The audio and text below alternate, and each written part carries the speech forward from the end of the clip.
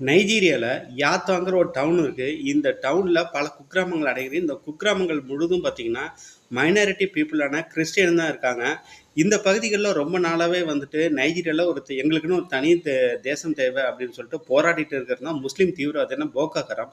இதுல கிட்டத்தட்ட ஒரு 50க்கு மேற்பட்டவர்கள பெரிய ஆயுதங்கள் எல்லாம் எடுத்துக்கிட்டு, அல்லாஹ் அக்பர், அல்லாஹ் அக்பர்ன்னு சொல்லிட்டு வெறிகொண்டு பார்த்தீங்கன்னா கத்திக்கிட்டு, அங்க உள்ள மக்கள் எல்லாம் கொடூரமான முறையில கழுத்து, கை, கால்லாம் வெட்டியிருக்காங்க. இதுல நெறைய பேர் பார்த்தீங்கன்னா, தலையே வெட்டி எடுத்திருக்காங்க.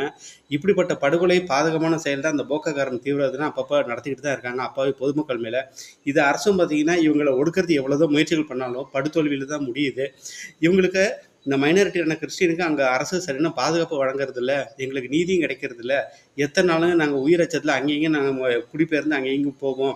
எங்களுக்கு எத்தன நாள் தான் உயிர் இருக்கும்னு எங்களுக்கே தெரியல. இந்த அரசு மேல குற்றம் சாட்டுறாங்க அவங்க. போகோ ஹராம் தீவிரவாதிகள் பல படுகொலை